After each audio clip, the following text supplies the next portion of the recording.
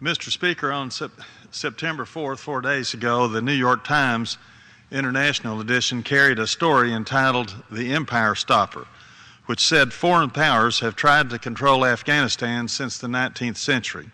The story had a very interesting first paragraph. Quote, "When the American author James A. Michener went to Afghanistan to research his work of historical fiction Caravans, it was 1955 and there were barely any roads in the country. Yet there were already Americans and Russians there jockeying for influence." Continuing the Times quote, "Later, the book's Afghan protagonist would tell an American diplomat that one day both America and Russia would invade Afghanistan and that both would come to regret it," unquote. Michener wrote that 62 years ago. Since then, Afghanistan has been described many times as the graveyard of empires. This 17-year war in Afghanistan has always been more about money than anything else, and it should have been ended long ago.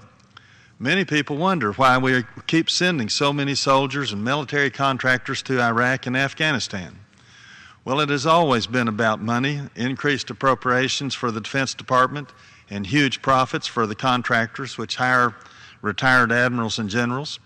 There have been so many examples of waste, fraud, and abuse in these Middle East wars that it is sickening. One recent example was reported this way by Newsweek. Quote, U.S.-based security firm Sallyport Global has been accused by two former internal investigators of smuggling alcohol, stealing, keeping two different account ledgers, and even human trafficking of prostitutes, while executing an almost $700 million contract to protect Balad Air Base in Iraq, the Associated Press reported Wednesday. That's the end of the quote. Military bases should be protected by military personnel, not highly paid contractors. But most members of Congress are afraid to criticize anything the Defense Department does for fear of someone saying they are not supporting the troops. We now have over 11,000 troops in Afghanistan, and probably that many or more contractors, in addition to no telling how many federal civilian employees.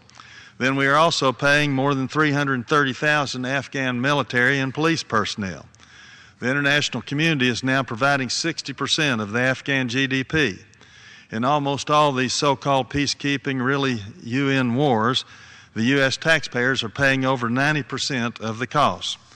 When the so-called coalition bombs go astray, killing civilians and women and children, they are really seen by the locals as being U.S. bombs, creating even more hatred and resentment for our country. We have now had almost 2,500 young American soldiers killed in Afghanistan and 20,000 wounded, many maimed for life. We've spent $1 trillion directly on this war and even more indirectly. Mr. Speaker, the American people don't want forever permanent wars. This Afghanistan folly has lasted 4 times longer than World War II. We should have come home a long time ago.